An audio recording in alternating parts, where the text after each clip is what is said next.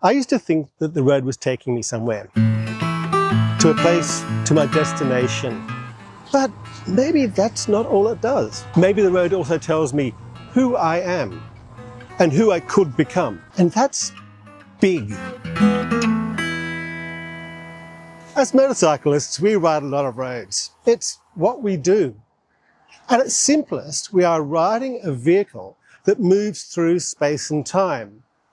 Sounds kind of like a TARDIS, and in a way it is. We ride local roads that we ride every day. We ride the long and winding roads, curves and kilometres, and we ride challenging roads, roads that reveal different places, different cultures, and different versions of ourselves. But a road is more than just a way to get places, tarmac or gravel, A to B. For motorcyclists, it's also an experience, and it's a revealing experience.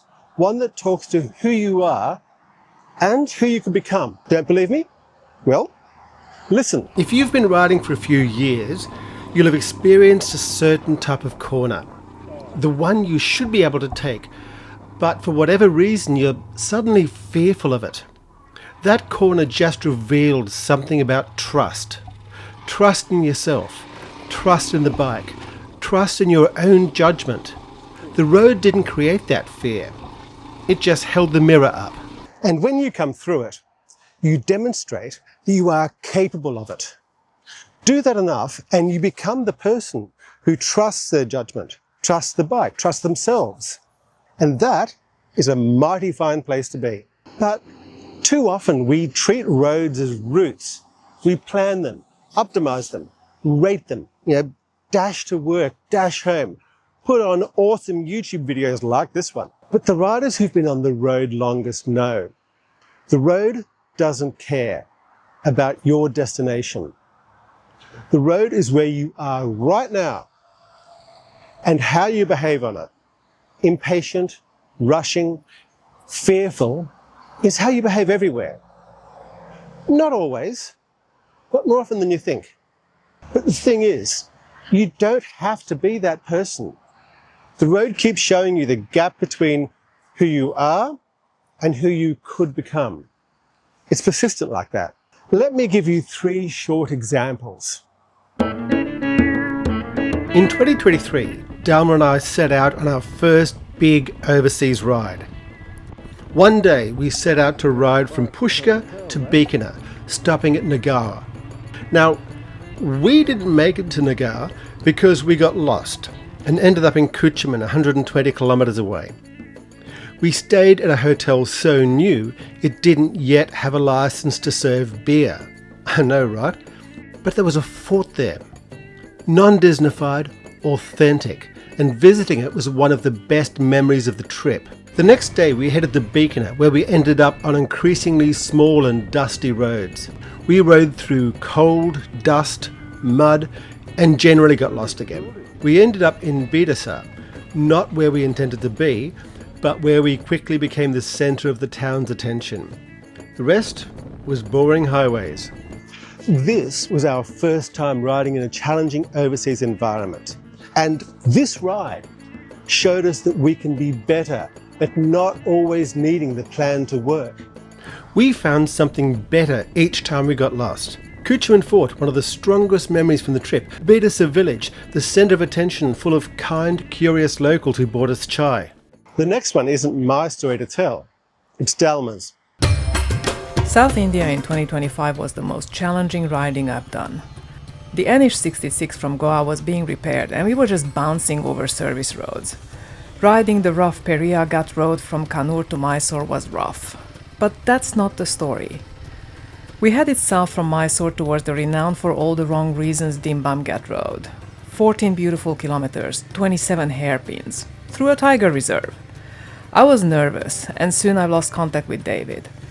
Coming around one corner, I faced a speeding truck in my lane. I stopped, he stopped, and I dropped the bike on a steep reverse camber. Such a camber that I couldn't pick the bike up. And David was out of reach. Some locals quickly stopped to help. We got the bike upright and they offered me some water. After a moment to collect myself, I remounted the bike and caught up with David at the bottom. The road asked what happens if you're alone and it goes wrong. And it showed me that I can trust myself, because until that point, I didn't. The drop wasn't the moment that defined the ride. What I did after was the water from strangers, the remounts, successfully navigating the remaining dozen or so hairpins, keeping it together until I met David. That's the real ride. Plus, I didn't get eaten by tigers, so that's something. The last one is just from the other day. Last Tuesday, I rode from Goulburn back to the Central Coast. I'd come down on the freeway and I don't really like freeways. So I rode home the other way. Some tiny rural roads around Goulburn, the magnificent Macquarie Pass, the Sea Cliff Bridge north of Wollongong. Now, I could have taken the freeway back. 3 hours, efficient, back in time for lunch. Instead, I rode the same distance in 6 hours, double the time, and my day improved exponentially.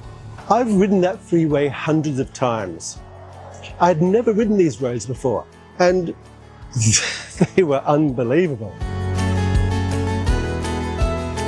3 stories, 3 ways the road showed me who we were. We were fearful that travelling by motorcycle would challenge our plans, and without plans could we cope.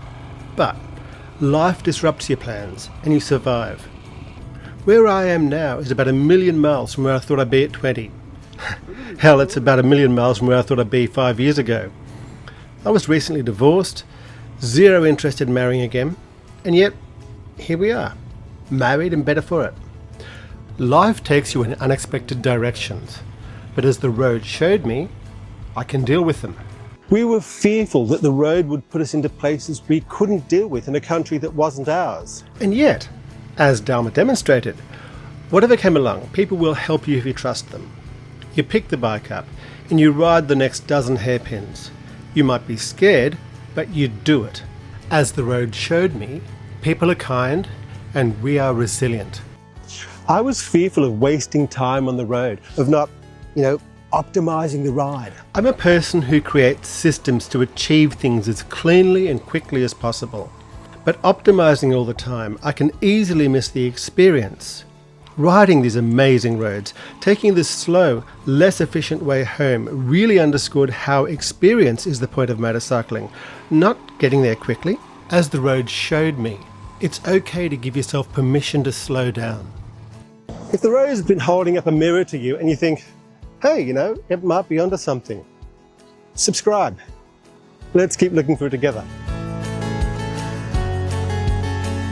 And here's the thing.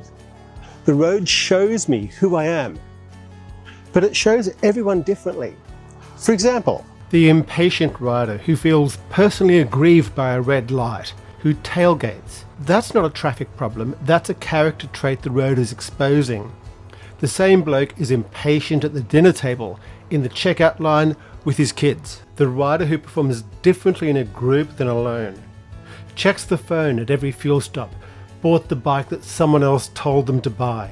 The rider who treats every road like a commute, even on a Sunday. The road is showing them their relationship to time, to permission, to pleasure. The road can show you anything.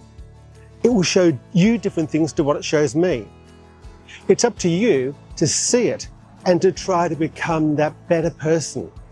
Same road, different mirror.